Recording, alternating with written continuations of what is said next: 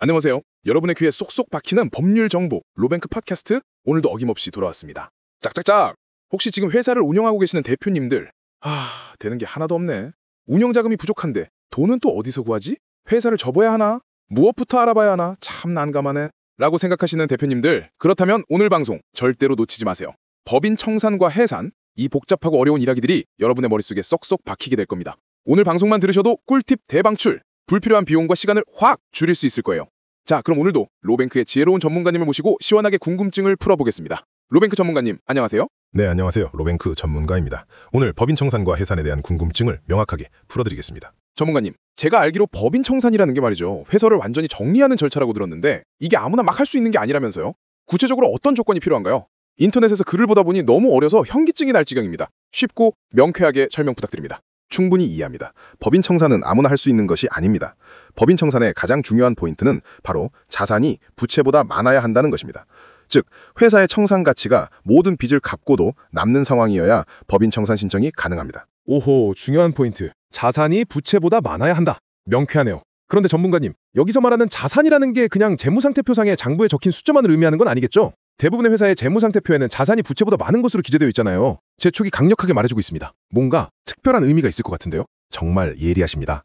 법인 청산에서 자산이란 단순히 재무상태표상의 자산을 의미하는 것이 아닙니다.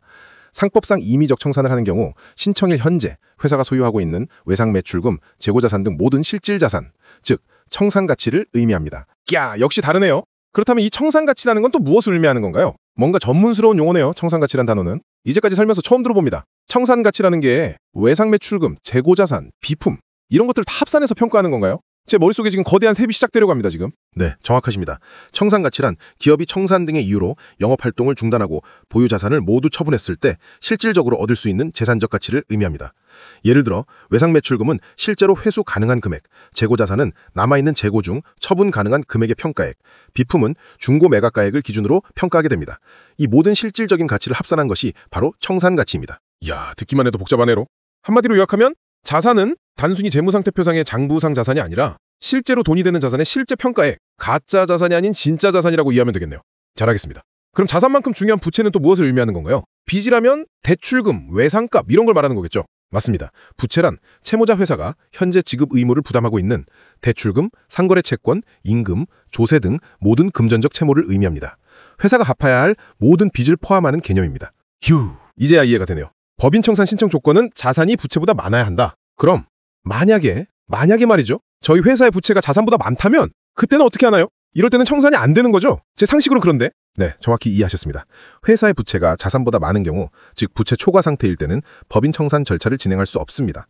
이때는 법인 파산 절차를 거친 후에 법인 폐업을 진행하셔야 합니다. 그래야 법인 자체가 소멸되고 법인의 채무나 법적 책임에서 벗어날 수 있습니다. 헉, 역시 그렇군요. 그럼 반대로 우리 회사는 빚보다 자산이 훨씬 많다. 자산이 부채보다 많은 경우에는 어떤 절차를 밟아야 하는 건가요? 이럴 때는 꽃길만 걸으면 되는 건가요? 네, 회사의 자산이 부채보다 많은 경우에는 법인 해산 및 청산 절차를 거친 후 법인 폐업을 진행하셔야 합니다. 이 과정을 통해 법인 자체가 소멸되고 채무와 법적 책임에서 면할 수 있습니다.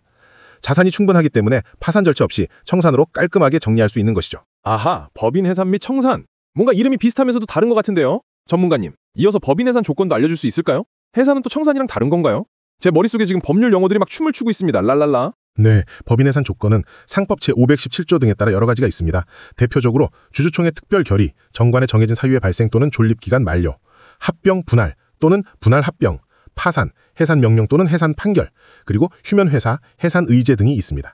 이러한 사유 중 하나라도 해당하면 법인 해산 신청이 가능합니다. 와우, 주주총회 특별 결의, 파산, 해산 명령, 다양한 조건들이 있군요. 전문가님, 그런데 이렇게 복잡한 절차를 다 거쳤는데 만약에 법인 청산이나 법인 해산 등기 신청이 각하될 수도 있나요? 제가 보기에는 거의 없을 것 같지만 혹시나 하는 마음에 여쭤봅니다. 법인 청산 및 법인 해산이 각하되는 사례는 드뭅니다. 그러나 몇 가지 예외적인 경우에는 신청이 각하될 수 있습니다. 예를 들어 부채가 자산보다 많은 경우, 정관 및 의사록의 내용과 신청 내용이 불일치하는 경우, 청산인 선임 절차에 하자가 있는 경우 또는 보정명령을 불이행한 경우에는 신청이 각하될 수 있으니 주의하셔야 합니다.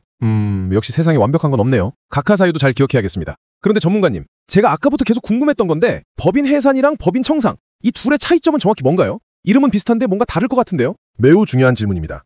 법인 해산은 법인의 설립 목적을 달성했거나 더 이상 영업활동을 지속할 수 없는 경우 영업활동을 중단하는 것을 의미합니다. 반면 법인 청산은 해산으로 인해 영업활동을 중단한 법인에 남아있는 법률 관계와 재산을 정리하여 채무를 변제한 후에 법인을 소멸시키는 것을 의미합니다. 즉, 해산은 영업 중단을 알리는 첫 단계이고 청산은 그 이후에 이루어지는 재산 정리 및 법인 소멸 과정이라고 이해하시면 됩니다. 아하, 해산은 영업 중단, 청산은 재산 정리 후 법인 소멸. 명확하게 구분되네요. 그럼 법인 파산과 법인 청산은 또 어떻게 다른가요? 이건 왠지 재정 상태가 핵심일 것 같은데요. 정확하십니다. 가장 큰 차이점은 법인의 재무 상태입니다. 법인 파산은 부채가 자산을 초과하여 채무를 변제할 수 없는 부채 초과 또는 지급불능 상태일 때 법원의 감독 하에 법인 재산을 처분하여 채권자들에게 공평하게 배분하는 절차입니다. 반면 법인 청산은 자산이 부채를 초과하여 남는 재산이 있을 것으로 예상될 때 영업활동을 중단하고 자녀 재산을 정리하여 채권자, 주주 등 이해관계인에게 분배하는 절차입니다. 재정 상태가 어려울 때는 파산, 여유가 있을 때는 청산이라고 생각하시면 쉽습니다. 와, 이제야 머릿속이 시원하게 정리되는 기분입니다. 그럼 마지막으로 하나만 더 여쭤볼게요. 법인 청산 절차를 진행하다가 도중에 우리 회사 자산으로는 채무를 다 갚을 수 없겠는데? 하고 판단이 될 수도 있잖아요. 이럴 때는 어떻게 하나요? 청산이 아니라 다른 길을 찾아야 하는 건가요? 네, 법인 청산 절차를 진행하는 중에 회사 자산으로 채무를 전부 변제할 수 없다고 판단되는 경우에는 법인 청산 절차를 더 이상 진행할 수 없습니다. 이때는 별도로 법인 파산을 법원에 신청하셔야 합니다. 상황에 맞는 적절한 절차를 선택하는 것이 중요합니다. 오마이갓. 법인 청산을 하려면 자산이 부채보다 많은지 정확히 파악하고 해야겠네요. 법인 청산 절차를 진행하다가 중단되면 큰 낭패를 볼 수 있으니까요. 역시 법의 세계는 깊고 오묘합니다. 하지만 로뱅크 전문가님 덕분에 속이 뻥 뚫린 기분입니다. 오늘 정말 유익한 정보 감사드립니다. 아닙니다. 도움이 되셨다니 다행입니다. 네, 오늘 로뱅크 팟캐스트에서는 법인 청산과 해산의 모든 것을 아주 자세하게 알아보는 시간을 가졌습니다. 전문가님의 명쾌한 설명 덕분에 복잡하기만 느껴졌던 법률 정보가 한층 더 쉽고 가깝게 다가온 것 같습니다. 하지만 모든 회사가 처한 환경은 다를 수 있고 법률은 언제나 복잡하고 세밀한 부분들이 많습니다. 오늘 방송은 일반적인 정보 제공을 위한 것이므로 여러분의 특정 상황에 대한 전문적인 상담이 필요하시다면 반드시 로뱅크에 전화 예약 후 상담을 요청해 주시기 바랍니다. 망설이지 마세요. 로뱅크는 언제나 대표님의 곁에서 든든한 법률 조력자가 되어드릴 겁니다. 지금까지 로뱅크 팟캐스트였습니다. 다음 시간에 또 만나요. 안녕!